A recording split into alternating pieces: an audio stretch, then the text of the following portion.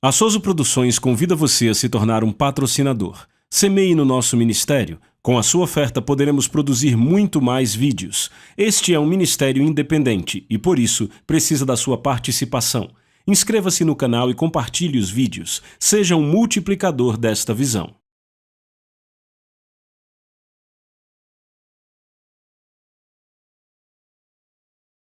Os versículos usados nos vídeos que traduzimos nem sempre correspondem a versões em português. Muitas vezes precisamos traduzir do original em inglês para fazerem sentido no contexto do vídeo. Aleluia! Você está pronto para isso? Livro de Romanos.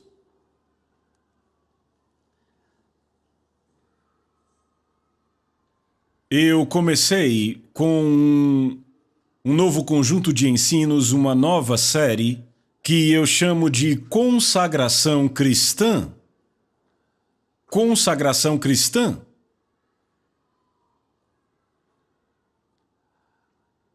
Em Romanos capítulo 6,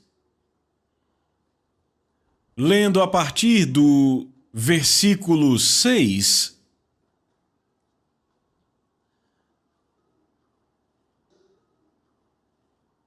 diz: sabendo isto. Eu penso que quando vejo uma palavra assim, eu não acho que ninguém comece uma afirmação importante com a palavra sabendo. Deve haver uma conexão em algum lugar. Parece que ele está falando de algo sobre o que eu preciso saber. Então, vamos para o versículo 1. Então, começando do versículo 1, capítulo 6 de Romanos.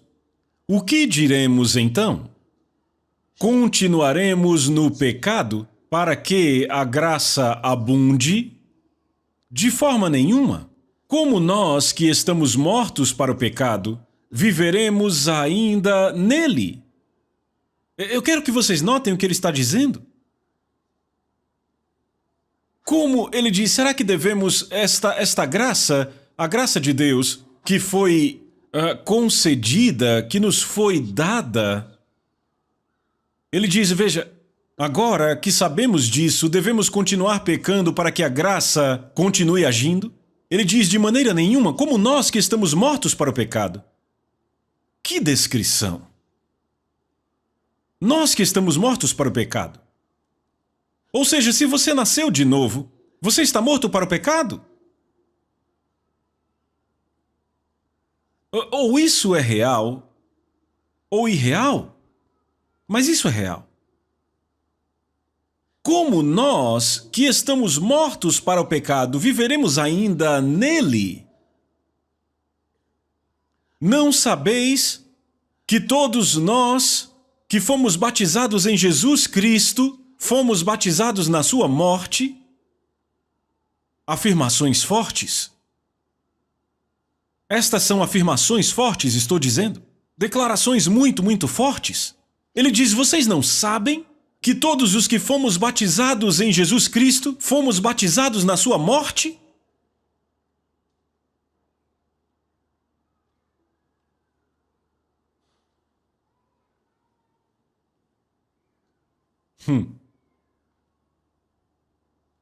Eu quero saber aqui, quantos aqui foram batizados nas águas? Vocês foram batizados nas águas? Você sabe o significado disso? Você não pode voltar para o mundo. É uma sentença de morte. Voltar para o mundo depois que você foi batizado. Você não volta. Sabe, tem gente que diz, a pergunta delas é, o batismo é obrigatório? Alguns dizem, se você puder, batize-se. Se não puder, não tem problema. É melhor se batizar? É melhor porque a separação final do mundo é o batismo nas águas.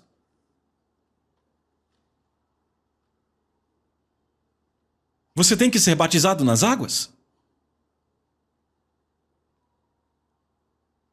Mas a Bíblia claramente diz que o batismo nas águas não te salva. Por quê? Porque é um homem que recebeu a salvação que te batiza. Então, se você é batizado sem receber a salvação, você não é salvo. É simples assim. Então, quando você recebe a salvação, isto significa nascer de novo. Daí você é batizado. É como dizer, fazer coisas cristãs não vai te salvar. Mas se você é um cristão, você tem que viver uma vida cristã. Você faz coisas cristãs. Como, por exemplo, você vai à igreja, você ora em nome de Jesus, você estuda a Bíblia. Tudo isso são boas obras. Só que elas não te salvarão. Mas se você é um cristão, você deve fazê-las.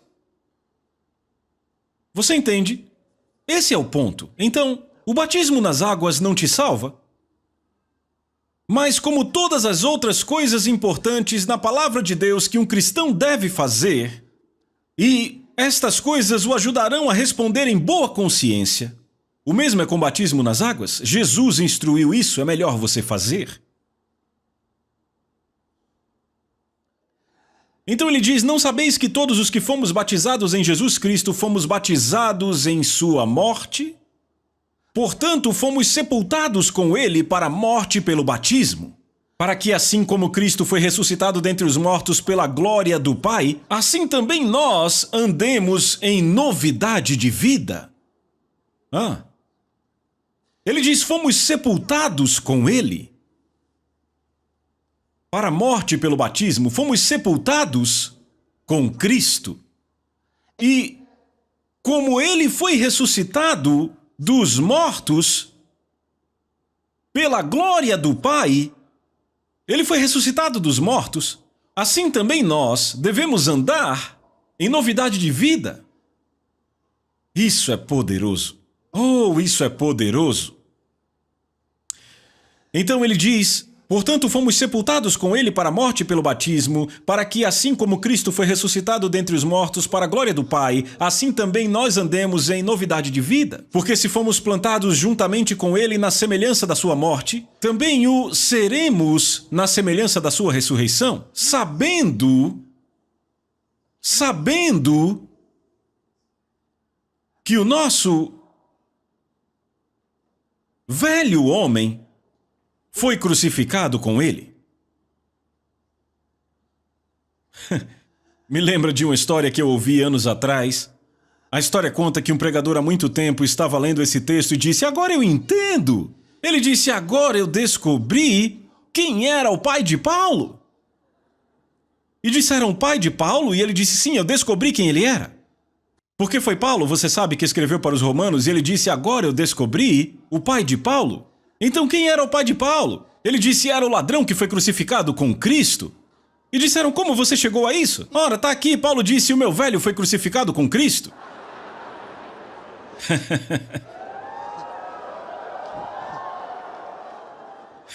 Então você vê, a linguagem pode mudar qualquer coisa. Porque sabe, antigamente as pessoas diziam, o meu velho está em casa. Como está o seu velho? Ele está bem.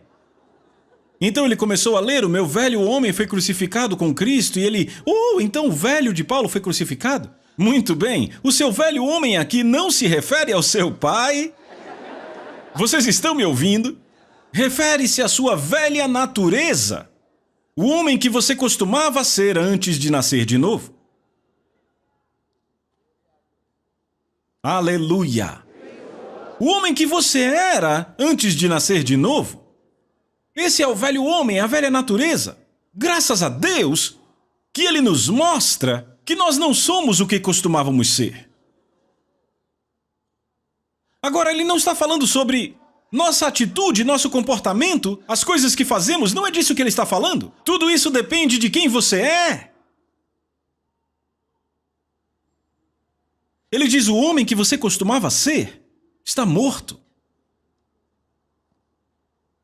Sabe, muitos de vocês, jovens cristãos, por assim dizer, novos convertidos, ok? Em outras palavras, vocês nasceram de novo, talvez nos últimos 15 anos.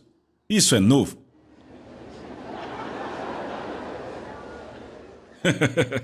Vocês entendem? Sim, nasceram de novo nos últimos 15 anos, isso é novo. Então talvez não estejam familiarizados com algumas coisas que costumavam acontecer com alguns cristãos e as velhas doutrinas que eles pregavam. Deve haver algumas ainda hoje, como o ensino da natureza dupla, na qual dizem que o cristão tem duas naturezas. Ele tem a velha natureza e tem a nova natureza, as duas naturezas. Então, se ele se inclina para a velha natureza, fará coisas más, e se inclina para a nova natureza, fará as coisas boas, então tem as duas naturezas nele. Bem, isso não faz sentido, ele não tem duas naturezas. Acabamos de ler que a nossa velha natureza foi crucificada com ele. A velha natureza está morta. Não está se escondendo em algum lugar. E alguém diz, mas sabe, pode ser que... pode ser uma ressurreição? Toda vez que você é tentado, a velha natureza ressuscita. Ressuscita da onde? Dos mortos? Ele não tem o poder da ressurreição! Como sua velha natureza pode estar ressuscitando? De onde tiraram essa doutrina? Eles tiram estas doutrinas das suas experiências pessoais. Vem, eles acreditam que houve um tempo em que tudo estava bem, eles eram novas criaturas em Cristo Jesus e de repente estavam sendo tentados nas mesmas coisas que costumavam fazer e disseram, eu achei que tinha ido embora. Parece que o que eu costumava fazer voltou. Parece que, sabe, eles ficam passando por essas lutas na vida que dizem a eles,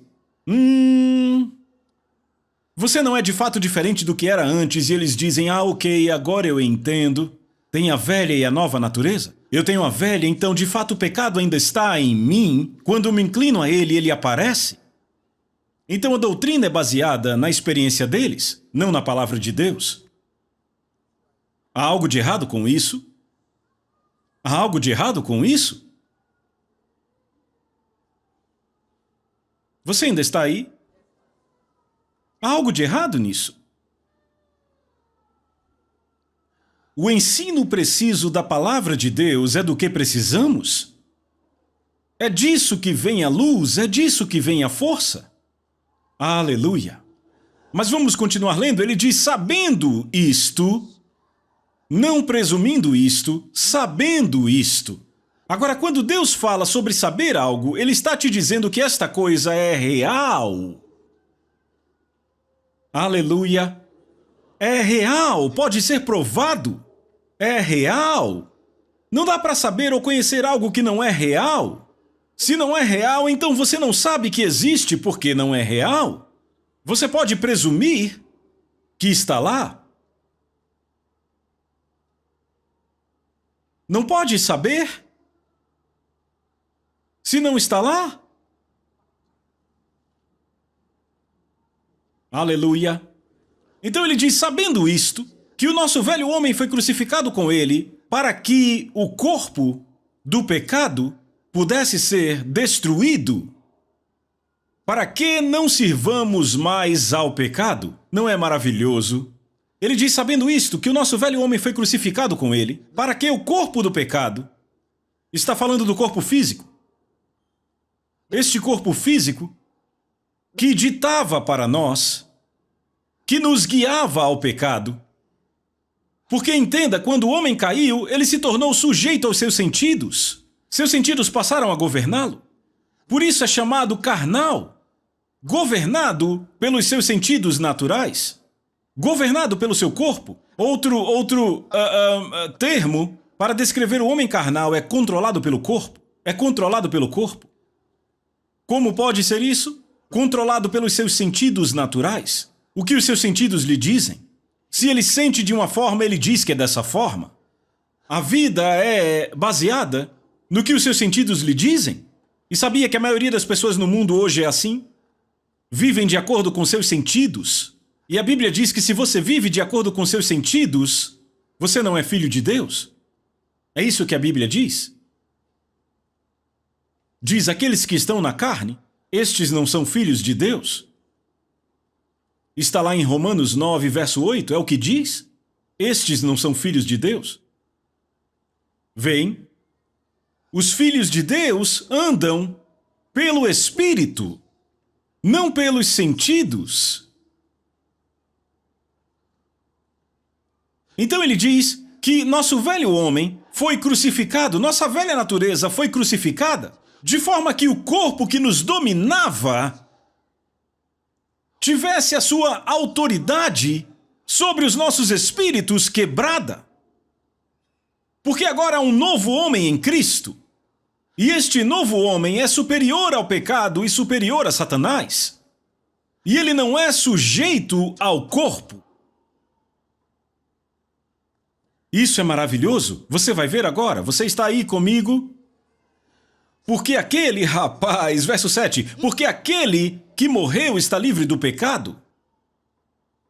Como assim aquele que morreu está livre do pecado? O que aconteceu? Quando morremos com Cristo, nós fomos livres do pecado. Sabe, eu já disse várias vezes, existe essa coisa sobre a redenção, e eu não estou dizendo isso para criticar, porque eu sei que ao redor do mundo existem ministérios que são chamados ministérios de redenção, ministérios redentores, ministérios que redimem, tudo isso, sabe? Mas a verdade é a seguinte.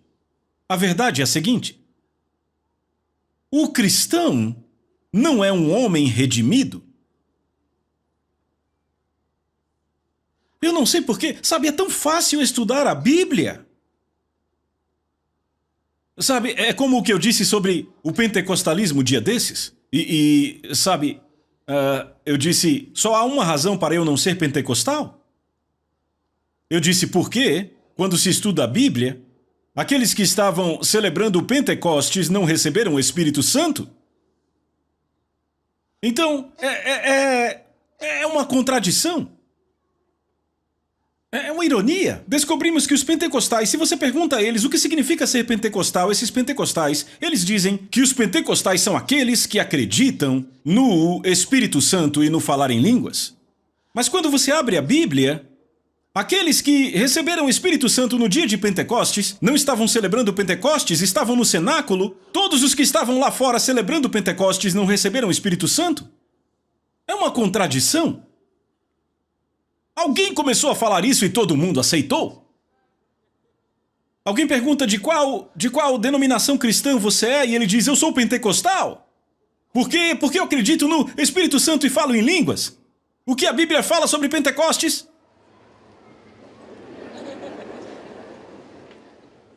Eles não sabem.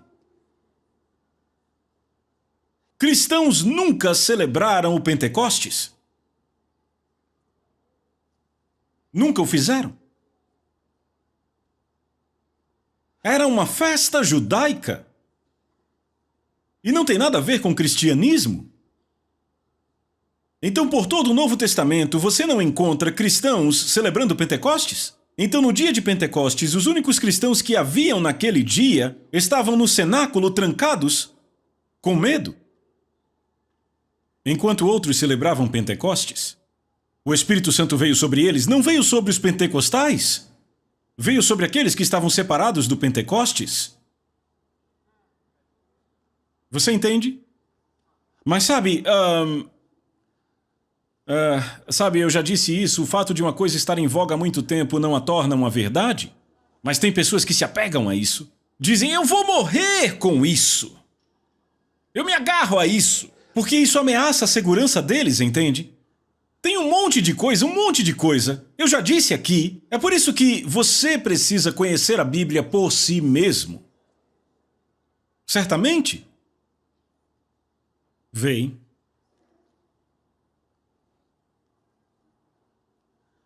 Maravilhoso. Então, quando ele morreu, nós morremos com ele. Jesus Cristo. Estávamos lá em sua morte. Então ele diz, porque aquele que morreu está liberto do pecado. Então eu disse, notem que Paulo deixou tudo claro, puro, simples. Ele está dizendo que a morte poderia ser tudo o que era necessário para nos livrar dos nossos pecados. Se a salvação se tratasse apenas do perdão dos pecados, Jesus não precisaria ressuscitar dos mortos. A morte dele foi suficiente. A morte nos libertou, a morte pagou por todos os pecados. Isso é redenção. Mas isso não é o cristianismo. Vê a diferença? É o que Paulo está dizendo. Redenção é salvar um homem pagando o preço. Então Jesus pagou o preço com a sua própria vida. Ele morreu por nós para que fôssemos salvos. Mas isto não é cristianismo. Cristianismo, ouçam, cristianismo ou um cristão não é um homem que foi redimido. A redenção não produz o cristianismo. O cristão não é o homem por quem Cristo morreu. O cristianismo... Alô? O cristianismo... Ei, veja da seguinte forma. Quando Jesus foi pendurado naquela cruz, quando foi pendurado lá e olharam para ele, na mente da justiça, na mente de Papai Deus, estávamos todos nós pendurados naquela cruz ali. Estávamos ali.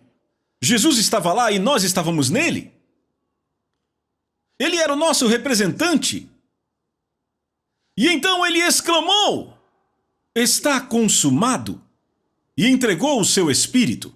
Ele morreu.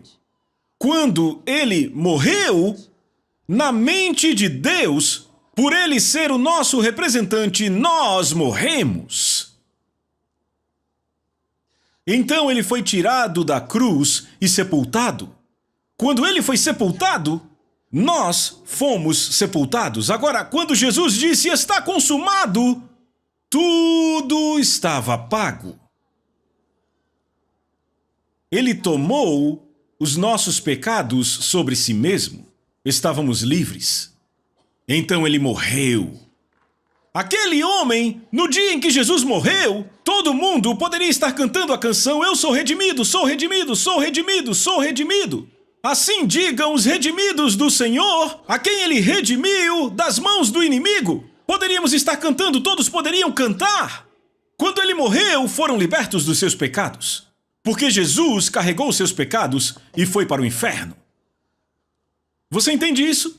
Isso era tudo o que era necessário. Isso é redenção. Mas quer saber? Aqui está a coisa grande. Aqui está o que os anjos não viram. A Bíblia diz que os anjos ainda se maravilham com isso. E buscam perscrutar isto. Eis o que Satanás não viu.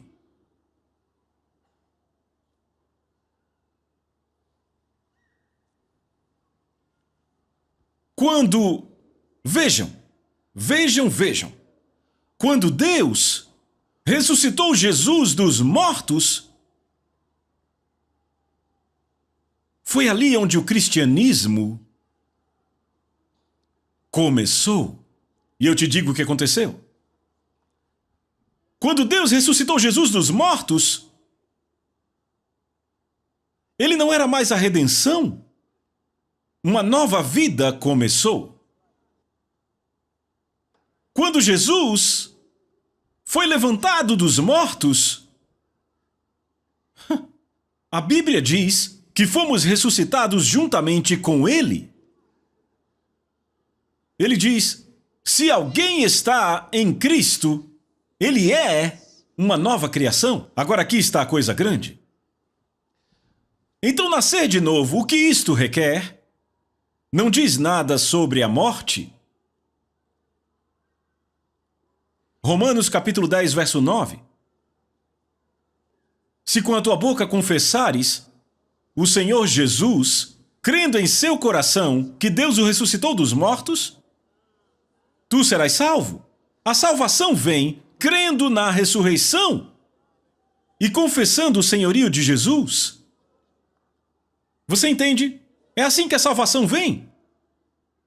Então quem é o cristão? O cristão é aquele homem que se identifica com o Cristo ressuscitado.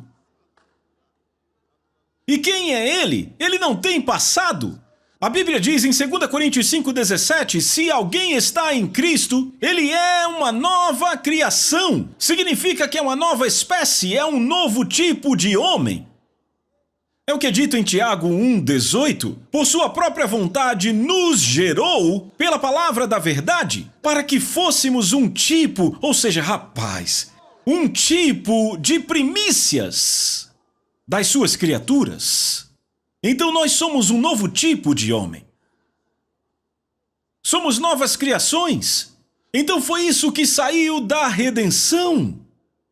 Então a redenção foi estabelecida com a morte de Jesus. O cristianismo vem da ressurreição. Uma nova vida. Você está me ouvindo?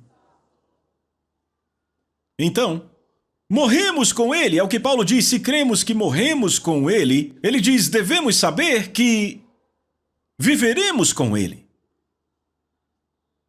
Então, qual é a grande coisa a respeito do cristianismo?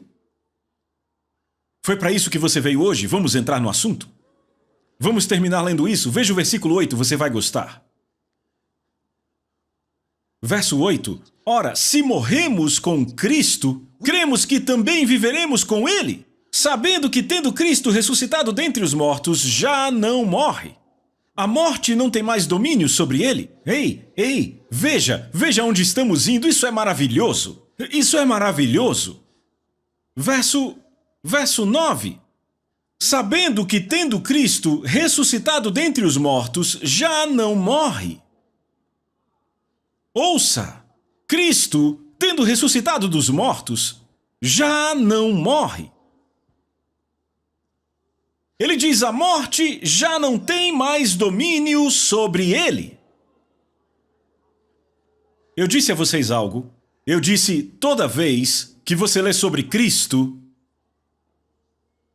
você conhece a si mesmo? Porque nós estamos nele. Entende isso?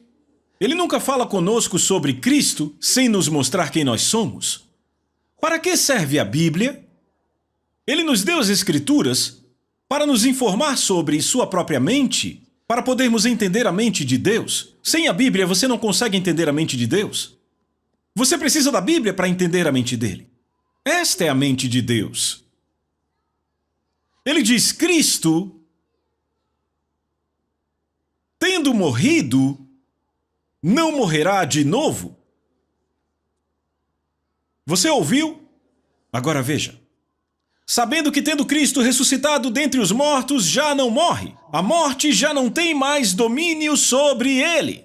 Pois quanto ao morrer, ele morreu uma só vez para o pecado. Obrigado, Espírito Santo. Mas quanto ao viver, vive para Deus. Ele morreu para o pecado uma só vez, e Deus o ressuscitou. Morreu para o pecado uma só vez, porque ele foi feito pecado por nós. Foi feito pecado em nosso favor, então? Ele morreu para o pecado, ele pagou o preço uma só vez. E tendo sido ressuscitado dos mortos, a Bíblia diz, já não morre mais. A morte não tem mais domínio sobre ele. O que ele nos diz para fazermos sobre isso? Ele diz para sabermos. Certo? Devemos saber disso. Deve ser o quê? Conhecimento revelado. Porque você não estava lá. Então não é conhecimento dos sentidos. Você não viu. Não vimos quando ele morreu, não estávamos lá. Não tocamos quando ele andou nessa terra. Então não está falando de conhecimento dos sentidos. Fala de conhecimento revelado. Conhecimento revelado. Eu sei porque sei que Cristo Jesus morreu por mim. Eu sei que ele foi sepultado por mim. Eu sei que Deus o ressuscitou dos mortos. Eu sei. Eu sei disso mais do que sei o meu nome. Eu sei. Eu sei. Sabendo que, tendo sido Cristo ressuscitado dentre os mortos, já não morre. A morte não tem mais domínio sobre ele. Oh, glória a Deus! Pois quanto ao morrer, verso 10, ele morreu uma só vez para o pecado. Mas quanto ao viver, vive para Deus. Ele vive para Deus. Ele morreu para o pecado uma vez, ele vive para Deus. Ele morreu para o pecado uma só vez, ele vive para Deus. O que isso significa? Ele vive para Deus. Significa que toda a sua vida pertence a Deus. Ele vive para Deus. Ele vive para Deus. Ele vive para os propósitos de Deus. Ele não tem mais vida em si mesmo. Ele vive para os propósitos de Deus. Você está ouvindo o que eu estou lendo para você? Ele vive para Deus. Ele não tem mais vida em si mesmo. Ele morreu para o pecado uma só vez. E agora que ele vive porque Deus o ressuscitou dos mortos, ele vive para Deus que o ressuscitou dos mortos. Agora vejam isso. Versículo 11. Leiam essa palavra, a primeira palavra. Outra vez. De novo. Significa da mesma forma.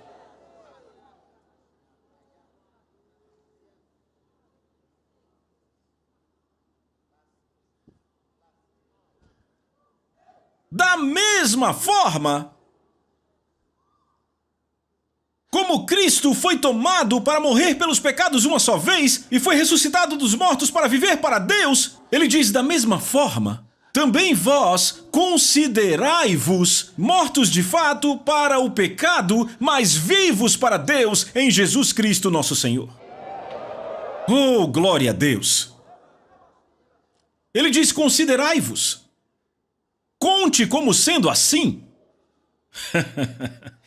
Quer dizer, conte como sendo assim. Agora, se eu tenho $200 aqui, e eu conto 1, 2, 3, 4, são $200, certo? E eu tenho aqui, em espécie, e aí eu digo, ei, escreva aí, eu tenho $200.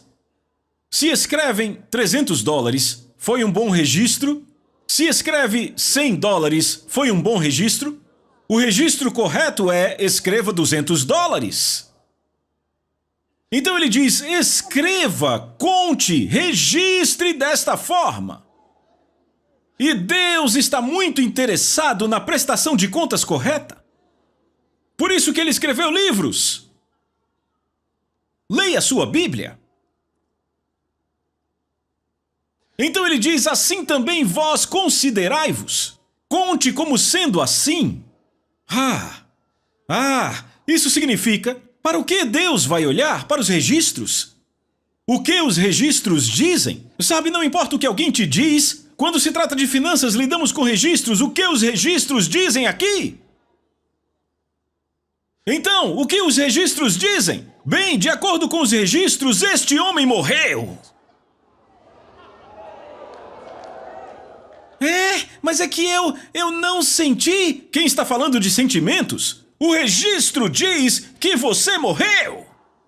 Deus diz, registre como sendo assim.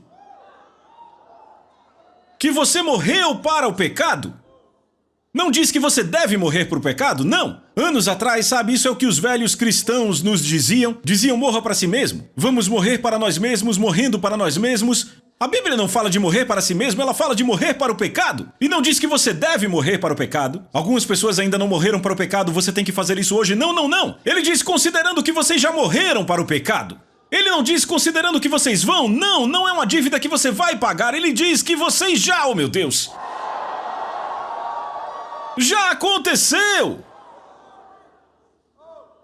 Reconheça. Conte com isso, escreva. Considere como sendo assim. Será que ainda tem alguém aí? Assim também vós considerai-vos mortos de fato para o pecado, mas vivos para Deus, em Jesus Cristo nosso Senhor, vivos para Deus. Oh meu Deus, isso significa, a vida que eu vivo agora tem que ser para Deus. Eu vivo agora para Deus. Eu estou vivo para Deus. Rapaz, é o que Deus vê a meu respeito, sim. Ele diz, sua vida pertence a Deus. Você vive para Deus. Você morreu, mas agora está vivo. Você morreu, mas agora está vivo. Estava morto, mas agora está vivo. Está vivo para Deus. Morto para o pecado, vivo para Deus. Morto para o pecado, vivo para Deus. Oh, aleluia! Eu estou vivo para Deus. Eu estou vivo para Deus. Eu estou vivo para Deus.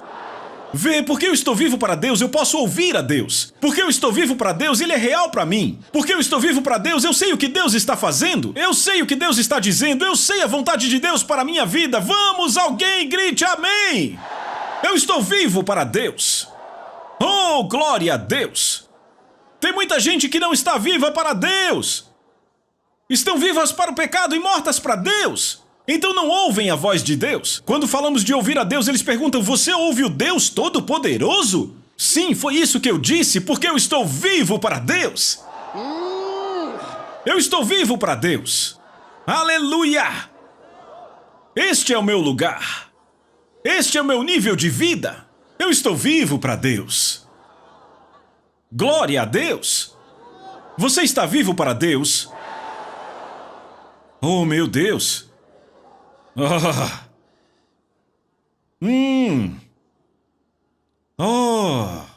Eu estou vivo para Deus. Obrigado, Senhor Jesus. Eu estou vivo para Deus. Veja, quando você não está vivo para Deus e algo acontece em sua vida, você pensa, onde eu consigo ajuda? Vê, você não está vivo para Deus, então, onde eu consigo ajuda é a primeira coisa que você pensa, onde eu vou conseguir ajuda? E aí você pega seu telefone e liga para alguém. Sabe, você liga para alguém e... Por favor, estamos numa situação terrível. Estamos com um problema muito sério aqui. Você conhece algum médico pra gente ligar? Você conhece algum senador pra nos ajudar? Você tem alguma conexão? Você conhece alguém? Será que nós podemos...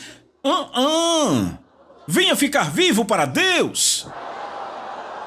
Venha ficar vivo para Deus. Sabe, alguém fica balançando a cabeça por causa de algo, alguma situação terrível, talvez um câncer, talvez uma doença terminal, e olha e diz, bem, temos os melhores médicos do mundo. Eu vou ligar para alguns médicos nos Estados Unidos. Sim, tem um... sim, pode ligar para todos os médicos que quiser. As coisas podem não mudar, mas tem um médico para quem você liga que tenha certeza tudo se resolve. Aleluia! Alguém diga aleluia! Eu estou vivo para Deus! Oh, glória a Deus! Aleluia! A Soso Produções convida você a se tornar um patrocinador.